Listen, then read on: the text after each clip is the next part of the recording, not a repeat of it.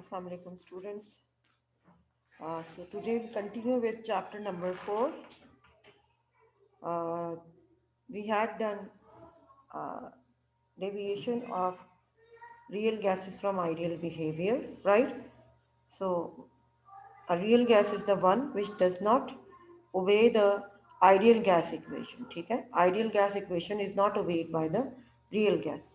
अब आज हमने ये सीखना है कि उस आइडियल गैस इक्वेशन को कैसे हम अप्लाई कर सकते हैं रियल गैस पे. So ideal gas equation needed some corrections.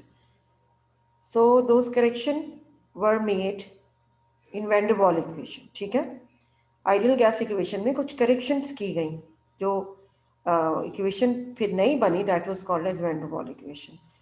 तो वैन डर वाल इक्वेशन को हमने एक्सप्लेन करना है. The general gas equation is not applicable to real gases at all temperatures and pressures. In order to make it applicable to real gases, Van der Waal made correction in volume and pressure. यानी कौन से दो factors थे? General gas equation क्या है? PV is equal to nRT, right? What is general gas equation? It is PV is equal to nRT. ठीक है,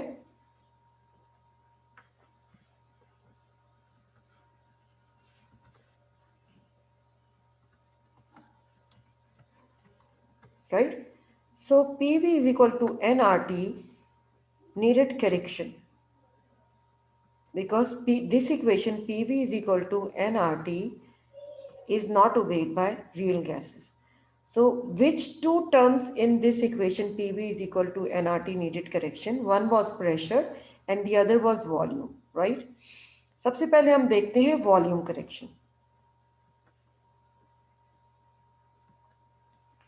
सो हमने ये पढ़ा था कि जो आपके पास रियल गैसेस हैं वो आइडियल गैस इक्वेशन को इसलिए नहीं फॉलो करती क्योंकि जो आइडियल गैस इक्वेशन है it is based on kinetic molecular theory according to which the actual volume of the gas molecules is negligible as compared to the volume they occupy, right? So the volume term in this PV is equal to nRT needed correction. ठीक है, अच्छा अब let suppose जो vessel है जिसमें gas molecules को लिया, let suppose उसका वॉल्यूम है V, वेयर एज मॉलिक्यूल्स का V vessel is volume of the vessel, whereas V molecule is volume of the molecules. So basically according to volume correction concept, the volume of the gas in this equation should be the volume which is available for free movement of gas molecules. ठीक है, so free movement of gas molecules के लिए जो volume available होगा that is supposed to be the volume of the gas, और वो volume जो free movement के लिए available होगा that is equal to V vessel that can be find out by subtracting V molecule from V vessel. ठीक है, सही, where V is free volume. What is free volume? Free volume is the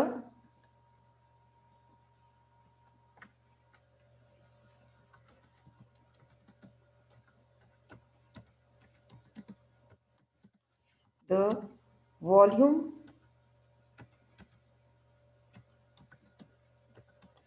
of the container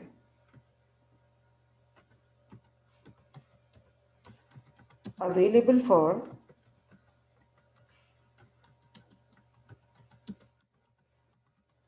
free movement of gas molecules.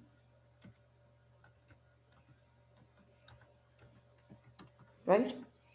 So this is free volume. So this is how volume concept जो है it needed correction. अच्छा, ये free volume को यूं भी समझ लो कि भाई आप अगर एक क्लासरूम में मौजूद हैं 30-40 स्टूडेंट्स क्लासरूम में, ठीक है। Now you suppose you all the 30-40 girls suppose yourself to be gas molecules. So अगर आप अपने आप को सपोज करते हैं कि आप गैस मॉलिक्यूल्स हैं, तो जो रूम का वॉल्यूम अवेलेबल होगा for your free movement with in the room, जितना आप गर्ल्स को मिलाकर वॉल्यूम होगा उतने वॉल्यूम में नोबडी कैन मूव फ्रीली, ठीक है। आप सबको एक जगह जमा कर देते हैं, दैट वॉल्यूम आपका अपना एक वॉल्यूम है, जिस जगह गर्ल्स मौजूद होंगी वहां पे no free movement is possible. Same is for gas molecules, उनका जो अपना वॉल्यूम है, अगर उसको जमा करके एक जगह इकट्ठा करें सारे मॉलिक्यूल्स को, तो जो उनका अपना वॉल्यूम होगा that is the volume which will not be available for their free movement. So vessel में से अगर गैस मॉलिक्यूल्स का वॉल्यूम निकाल दें तो जो बचेगा volume that is the free volume which is available for the movement of gas molecule. अच्छा, V molecule is equal to N B. V molecule की क्या वैल्यू है? N B, where B is individual molecule volume of 1 mole and N is number of moles, ठीक है, N number of moles है।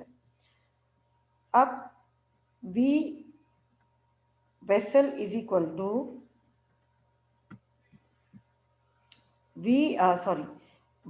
V free is equal to V vessel minus V molecule. V molecule is NB, so V free will be V vessel minus NB, where what is this B? B is effective volume of the gas, right? अच्छा, अब वो B को अगर हम देखें तो it is 4 times VM। B is 4 times of actual volume of gas, right. तो ये हो गया volume correction. Volume which is available for free movement is equal to V vessel minus NB, ठीक है। ये वॉल्यूम की जगह, अब V की जगह हम ये वॉल्यूम पुट करेंगे। अब आ जाते हैं प्रेशर करेक्शन की तरफ। अच्छा जी,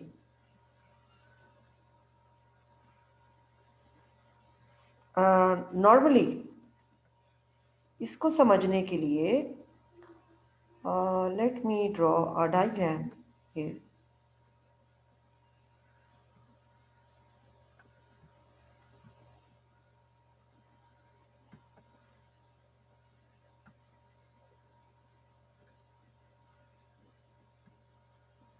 Let's suppose we have a vessel.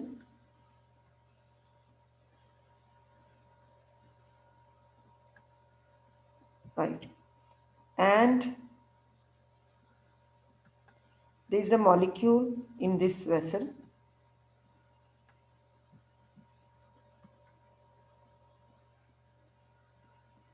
In the center, ठीक है।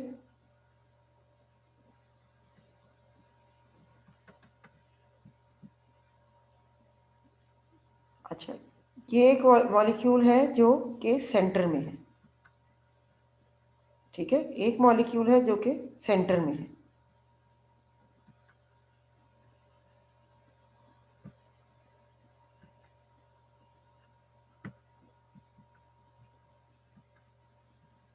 और इसी तरह एक मॉलिक्यूल है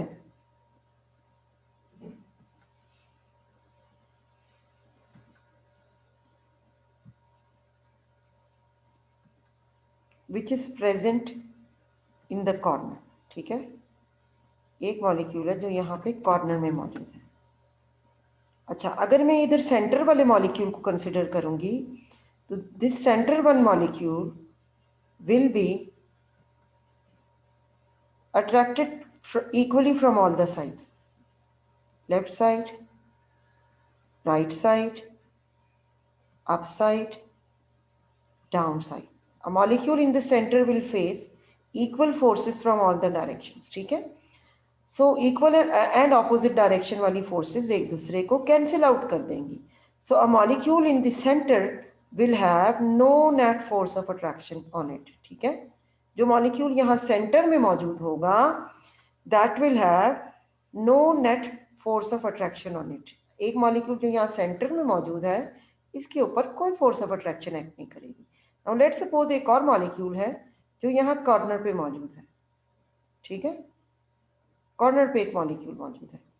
अब ये जो कॉर्नर पे मॉलिक्यूल मौजूद है, this molecule will face a force from upside, from downside, from right side। अब इसकी लेफ्ट साइड पे कोई मॉलिक्यूल नहीं है, बल्कि यहाँ पर तो वॉल्स ऑफ कंटेनर आ गई। So molecule on the corners will not face equal force from all the sides, ठीक है। इंटरमॉलिक्यूलर फोर्स ऊपर से आ रही है, नीचे से आ रही है, राइट से आ रही है। अब उसकी लेफ्ट साइड पे कोई मॉलिक्यूल नहीं है, तो अब एज अ रिजल्ट ये जो मॉलिक्यूल यहाँ सेंटर में मौजूद था, since it faces no net attraction, जिस मॉलिक्यूल यहाँ सेंटर में मौजूद है इसके ऊपर कोई नेट अट्रैक्शन नहीं है, सो इसके ऊपर नेट अट्रैक्शन जीरो होगी। It is equally attracted from all the sides. The molecule on the corner it will face, अब इसके राइट साइड पे तो मॉलिक्यूल्स ऊपर वाला और नीचे वाली फोर्स कैंसिल हो जाएगी। राइट साइड पे तो इसके फोर्स ऑफ अट्रैक्शन अट्रैक्ट कर रही है उसको, लेफ्ट साइड पे कुछ नहीं है। तो this molecule will face an inward pull, इधर राइट साइड पे ये पुल हो रहा होगा। सो एज अ रिजल्ट जब ये अंदर की तरफ राइट साइड पे ये पुल हो रहा है, अंदर की तरफ पुल हो रहा है, तो the force with which it hits the walls of the container, वो फोर्स रिड्यूस हो जाएगी। तो pressure is force per unit area, तो जब वो फोर्स रिड्यूस हो जाएगी it will hit the wall with less pressure, तो जो P ऑब्जर्व्ड है that will be less than P ideal, ठीक है। Because why? Because the molecule on the corner of the walls will face an invert pull, so it will hit the walls of the container with less force. So P observed should be P ideal minus P lessened, ठीक है। हम ये कह सकते हैं P ideal as PI minus P observed को P dash कह सकते हैं। So P ideal is equal to P observed plus P dash, ठीक है, सही। तो ये हमारे पास सेकंड कॉन्सेप्ट हो गया, ठीक है। Hope that is clear to all of you कि जो मॉलिक्यूल किसी कंटेनर के कॉर्नर पे मौजूद होता है तो that faces equal attraction from all the side, centre में जो मौजूद होता है, और जो कॉर्नर पे होता है that faces an inward pull. So corner पे मॉलिक्यूल लेस फोर्स के साथ अट्रैक्ट करेगा और हिट करेगा और प्रेशर कम हो जाएगा। P observed is less than P ideal. So P observed is equal to P ideal minus P dash, whereas P ideal will be P observed plus P dash, right? तो अब ये एक तो ये बात हो गई। अब बेसिकली वो जो प्रेशर है P लेसन जो है, हम ये कह सकते हैं कि that is directly proportional to square of the density of the gas. So P dash is equal to AN square upon B square, ठीक है। और P डैश की अगर हम वैल्यू पुट करेंगे P आइडियल वाली इक्वेशन में, इस इक्वेशन में, तो ये it becomes P ideal is equal to P plus AN square upon V square, where A is proportionality constant, ठीक है। ये यहाँ पे बेटा इज इक्वल टू का साइन, अच्छा P प्लस P डैश, यहाँ पे let me make a correction, ये हो जाएगा हमारे पास P ideal is equal to P plus AN square divided by V square. ये करेक्शन, ये वाली इक्वेशन लिख लेना, P ideal is equal to P plus AN square upon V square, और यहाँ पे भी ये P plus AN square upon V square आना चाहिए। ये जो जगह है इधर करेक्शन कर लें, it should be P plus AN square upon V square, ठीक है। It should be P plus AN square upon V square. अच्छा, वॉल्यूम की हमने क्या देखी थी value, V minus N B, और प्रेशर की क्या वैल्यू है, P plus AN square upon V square. So इसकी जगह फिर हमने P की जगह PV is equal to NRT वाली इक्वेशन में क्या है ideal gas equation, it is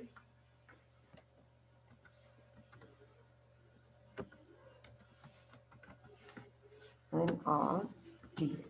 अब इसमें P और V की वैल्यू पुट करते हैं। P की जगह वो पुट कर दिया P plus AN square upon V square, V की जगह V minus N B is equal to NRT। यहाँ पे इस जगह पे जहाँ मैंने कर्सर रखा हुआ इस टाइम पर, यहाँ आप प्लस साइन लगाना इज इक्वल टू उठा के, यहाँ पे भी प्लस साइन लगाना इज इक्वल टू, ठीक है।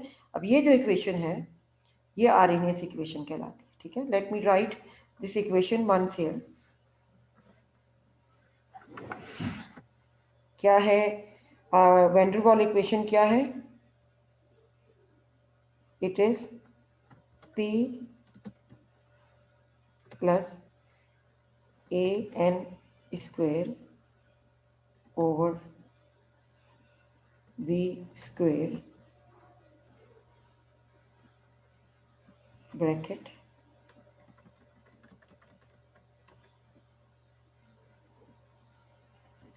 ब्रैकेट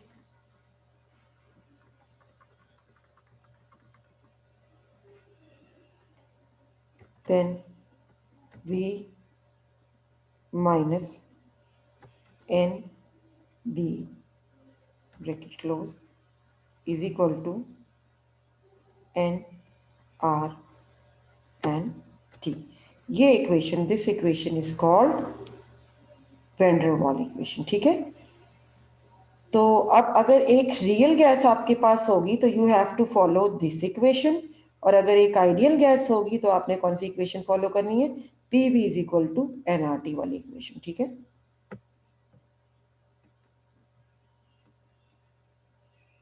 ठीक है, P V is equal to NRT, this is equation for an ideal gas।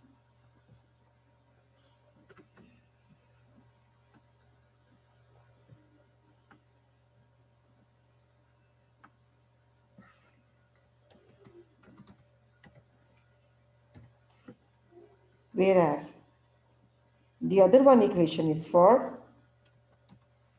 real gas। तो अब अगर न्यूमेरिकल आपको देते हैं जिसमें आपको कहते हैं कि भाई एक गैस आइडियल गैस के तौर पे बिहेव कर रही है तो सिर्फ और सिर्फ P V is equal to NRT वाली इक्वेशन लगा, और अगर कहा जाता है कि वो रियल गैस के तौर पे बिहेव कर रही है तो P plus AN square upon V square into V minus N B is equal to NRT। ये आपने इक्वेशन यूज करनी है, ठीक है। तो ये तो हो गया वैन डर वाल इक्वेशन।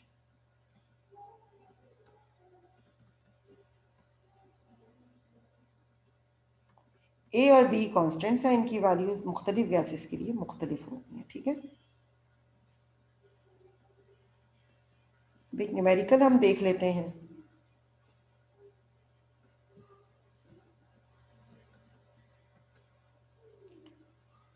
अच्छा जी, न्यूमेरिकल एक देख लेते हैं इससे related. 1 mole of methane gas is maintained at 300 Kelvin. Temperature is given to you. Volume is given to you. Calculate the pressure exerted by the gas when the gas is ideal, और second when it is non ideal यानी real है। Ideal है तो आप ये value follow करेंगे, ये formula use करेंगे, P V is equal to NRT। मालूम क्या करना है आपको, प्रेशर मालूम करना है। वॉल्यूम को आप डेसीमीटर क्यूब में चेंज कर दें, temperature is already given in Kelvin, R की वैल्यू आप रखेंगे कौन सी 0.0821, ठीक है। वॉल्यूम को DM क्यूब में कन्वर्ट कर लीजिएगा, किस तरह, डिवाइडेड बाई 1000 करके। तो when the gas is ideal, 1 mole है, 300 केल्विन टेम्परेचर है, वॉल्यूम को DM क्यूब में कन्वर्ट कर लिया, pressure is 0.0, R is 0.0821, pressure मालूम करना है।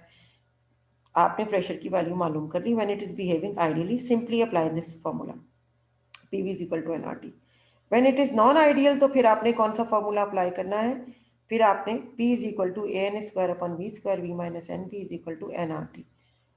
अब आपने यहाँ पर N1 है, ए की वैल्यू दी हुई है आपको, बी की भी वैल्यू दी हुई है, वी की भी वैल्यू दी हुई है। तो ये सारी वैल्यूज पुट करके अब अगर आप प्रेशर निकालेंगे तो उसकी वैल्यू क्या आएगी? अब उसकी वैल्यू आ रही है 115.25। ठीक है,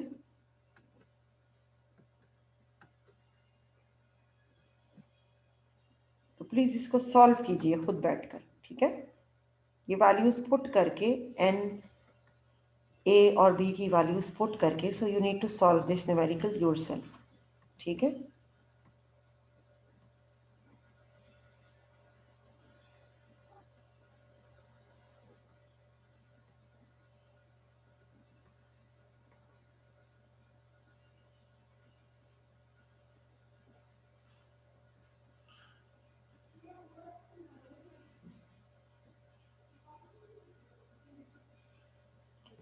जी मोलर वॉल्यूम आपको मालूम करना है नाइट्रोजन का, ये 500 kelvin temperature and 100 atmosphere pressure, volume मालूम करना है यूजिंग वैन डर वाल इक्वेशन। क्योंकि 1 मोल दिया हुआ है,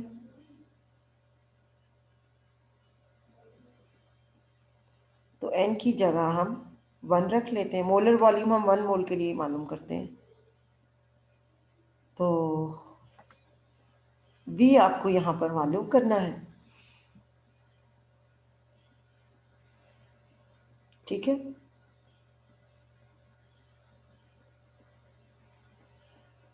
R T divided by P plus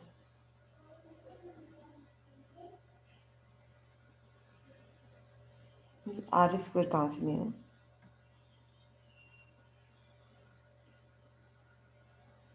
अच्छा, इसको छोड़ दें, बहुत ही कंफ्यूजिंग दिया, no need to do this. Define Dalton's of partial pressure, next हमारे पास टॉपिक। सो सबसे पहले statement of the law, the total pressure exerted by a gaseous mixture is equal to sum of partial pressure of each gas present in the mixture। ठीक है, now let suppose आपके पास एक condition है जिसमें you have 3 gases. ठीक है, gas A, gas B and gas C in a vessel, एक ही वेसल में है। ठीक है, तो according to Dalton's law, gas A का जो प्रेशर है that is called partial pressure of A, gas B का प्रेशर होगा पार्शियल प्रेशर ऑफ बी, और गैस सी का प्रेशर होगा पार्शियल प्रेशर ऑफ सी। ठीक है, तीनों गैसेस का अपना अपना इंडिविजुअल प्रेशर होगा। अच्छा, अब अकॉर्डिंग टू डेल्टन्स लॉ, जो टोटल प्रेशर इस मिक्सचर का होगा that will be equal to sum of partial pressure of A, partial pressure of B and partial pressure of C। ठीक है, so total pressure that is present in the container, तीनों को एक ही vessel में लिया है, तो total pressure that is present in the container is sum of partial pressure of all the 3 gases। ठीक है, वो P total हो जाएगा। ठीक है, hope that is clear to you। अब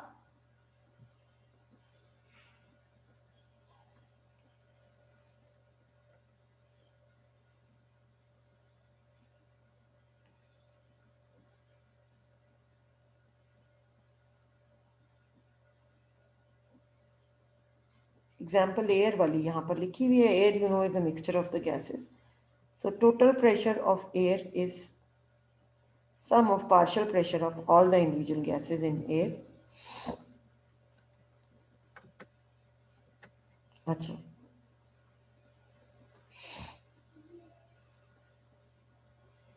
अब आ जाते हैं relationship, derive relationship between pressure and number of moles of a gas with the help of Dalton's law. तो to find out relation between pressure and number of moles हमने वही concept use करना है, P V is equal to N R T. Gas A के लिए हो जाएगा pressure P A, number of moles of gas A हो जाएंगे N A R T by V. Gas B के लिए हम यहाँ पे P B is equal to N B R T by V, और गैस सी के लिए पार्शियल प्रेशर हो जाएगा P C N C R T by V. अब अगर हम यहाँ पर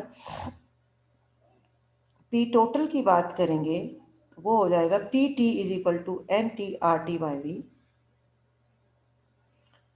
अब हमने क्या करना है कि हम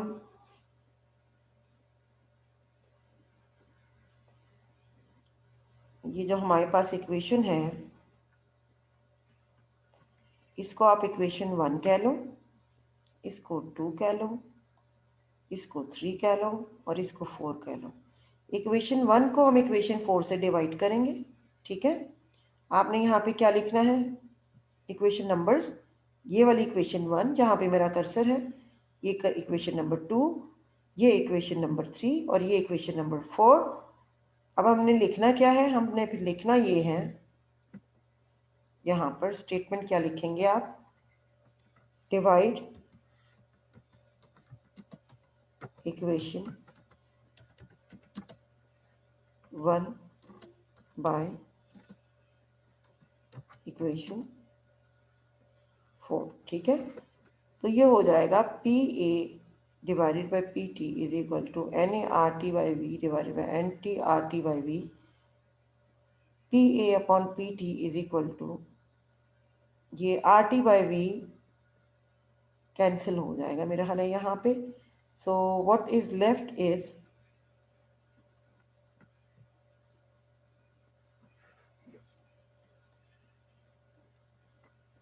पी ए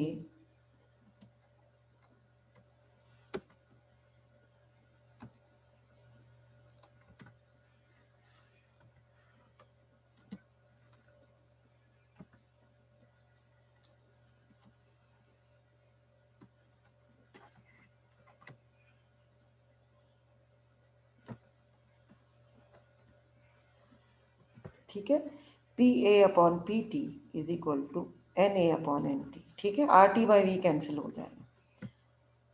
तो ये एक और रिलेशन आ गया। अच्छा, इसी तरह आपको अगर ये पार्शियल प्रेशर गैस बी का मालूम करना होगा तो पी ए की जगह आ जाएगा P B divided by P T, N A की जगह आ जाएगा N B divided by N T, where N T is total number of moles of all the gases. ठीक है,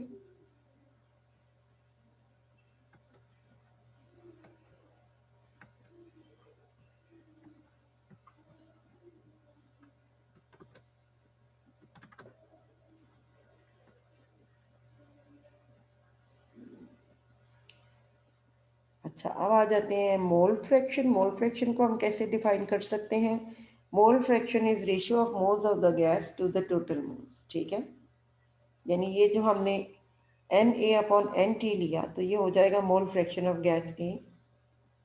ठीक है, और it is equal to X, it is mole fraction is represented by X. ठीक है, कैसे represent करते हैं मोल फ्रैक्शन को, एक्स से रिप्रेजेंट करते हैं। So x is equal to moles of A divided by total moles. ठीक है, और ये है मोल फ्रैक्शन किसका, mole fraction of A, sorry,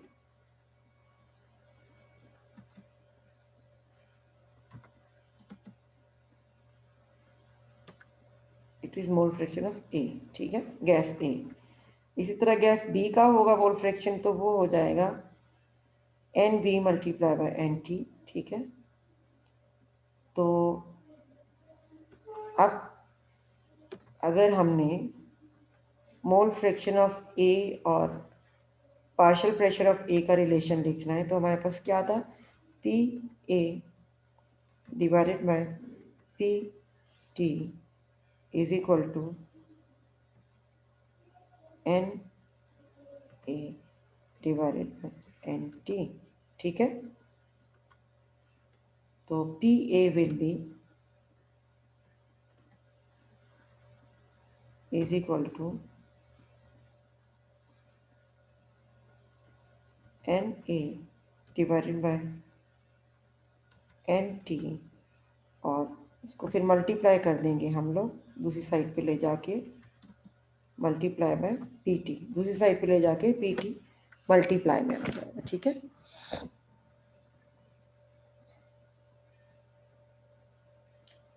और N A upon N T तो भाई मोल फ्रैक्शन है, तो फिर ये हो जाएगा P A is equal to mole fraction of A, mole fraction of A multiply by P T. ठीक है, तो ये हमारे पास, sorry it should be mole fraction of A, mole fraction of A. ठीक है,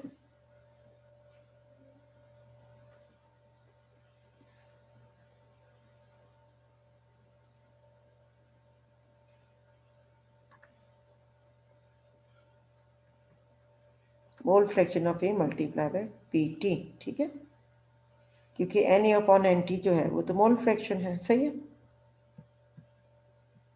तो ये हमारे पास, this is how we can derive the relation between mole fraction and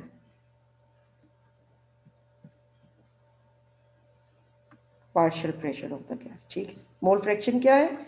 mole fraction is ratio of the moles of the gas to the total moles. अब आ जाते हैं एप्लीकेशंस। अब इस पे एक तो डिफाइन करने को आ सकता है, जो डेरिवेशन हमने की वो आ सकती है, और तीसरी चीज़ आ सकती है applications of Dalton's law. Pass papers में अक्सर सवाल आया हुआ भी है। सो एक इसकी एप्लीकेशन है, the gases which are collected over water. जब उन्हें वाटर में कलेक्ट करते हैं तो total pressure of the gas हो जाएगा pressure of gas plus pressure of water. ठीक है, जो टोटल प्रेशर होता है, तो प्रेशर ऑफ गैस मालूम करने के लिए पी टोटल में से पी वाटर को माइनस कर देंगे। इसी तरह respiration at higher altitude. So high altitude पे ऑक्सीजन का जो पार्शियल प्रेशर है that is 159 grams per CM square.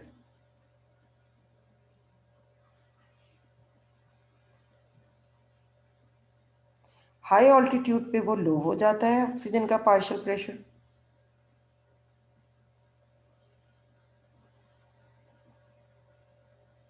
अच्छा, हायर ऑल्टीट्यूड पे एटमॉस्फेयर का प्रेशर है ऑक्सीजन का 159, और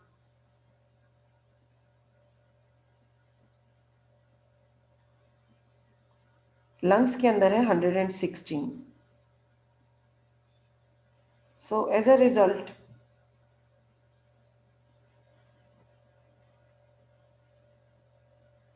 नॉर्मली जब वो ब्रीथ करते हैं पायलट्स एट ग्राउंड सरफेस तो 159 उनकी रिक्वायरमेंट होती है। हाई अल्टीट्यूड पे वो आउटसाइड का प्रेशर हो जाता है 150 ग्राम्स। तो वो जो ऑक्सीजन का फ्लो है इनटू लंग्स, इसकी हाई अल्टीट्यूड पे क्योंकि प्रेशर कम होता हो जाता है तो वो कम हो जाता है। ठीक है, that is why they need to take in oxygen pilots. अच्छा, हाई ऑल्टीट्यूड पे जैसे ऑक्सीजन का पार्शियल प्रेशर कम होता है, तो इसी तरह जब हम डीप सी जाते हैं तो ऑक्सीजन का पार्शियल प्रेशर ज़्यादा हो जाता है। ठीक है, जब ऑक्सीजन का पार्शियल प्रेशर ज़्यादा हो जाता है तो वहाँ पर जो उनका जो डीप सी डाइवर्स का टैंक है उसमें 4% ऑक्सीजन होती है, 96% नाइट्रोजन होती है। ठीक है, क्योंकि डीप सी में ऑक्सीजन का पार्शियल प्रेशर ज़्यादा हो जाता है, तो इसलिए उसको बैलेंस करने के लिए उसके साथ इनर्ट नाइट्रोजन गैस डाली जाती है ताकि उसका पार्शियल प्रेशर रिक्वायरमेंट के नज़दीक नज़दीक हो जाए।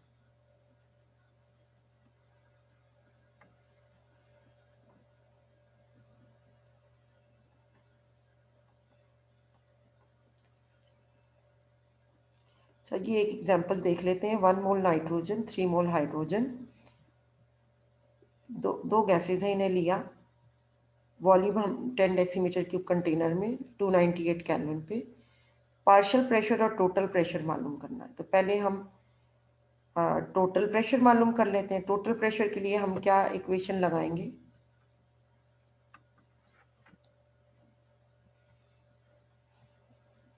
P total V is equal to NRT। ठीक है, V आपको दिया हुआ है, T भी आपको दिया हुआ है।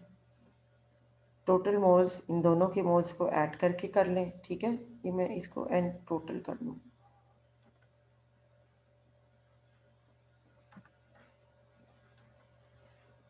ठीक है,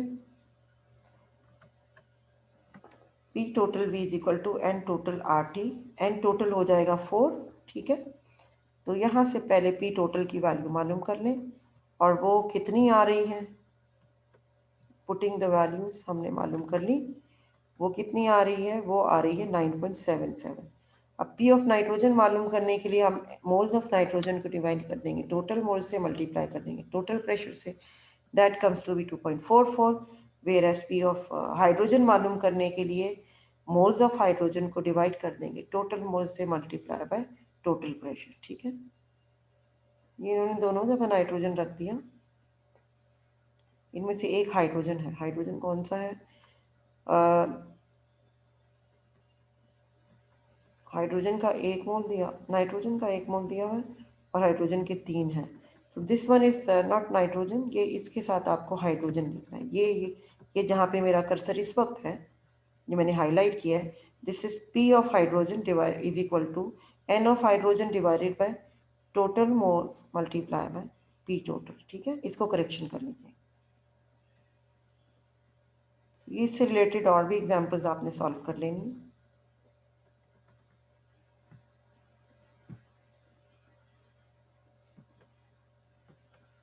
कुछ हम क्लास में भी डिस्कस कर लेंगे।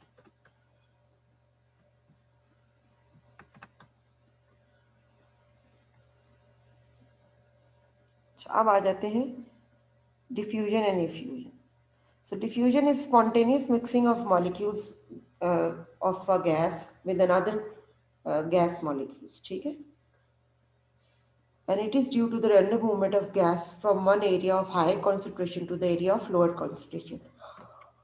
ये आप पहले भी पढ़ चुके हैं। ठीक है, फ्रेग्रेंस ऑफ रोज, आप कमरे में परफ्यूम स्प्रे करते हैं तो पूरे कमरे में फैल जाती है फ्रेग्रेंस, तो ये भी डिफ्यूजन की एग्जांपल है। इफ्यूजन हम कहते हैं it is the movement of gaseous molecules through extremely small pores in the region of low pressure. ठीक है, आप किसी कंटेनर में गैस मॉलिक्यूल्स को लें, क्लोज करें उस कंटेनर को, और फिर मॉलिक्यूल्स ऑफ द गैस को आप उस कंटेनर में होल्ड कर दें तो स्केप हो जाएगा गैस के मॉलिक्यूल्स का, so that is called diffusion. ठीक है, तो अब पहले हमने यहाँ पे पढ़ना है grams law of diffusion and effusion.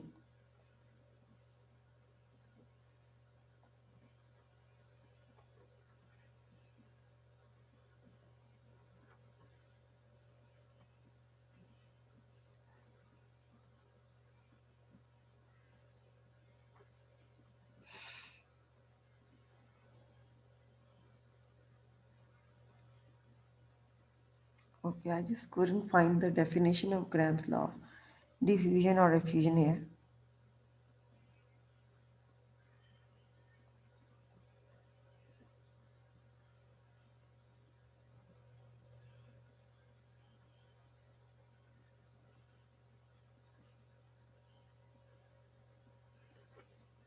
So it's not discussed here, लेकिन ये टॉपिक हमने करना है। ठीक है,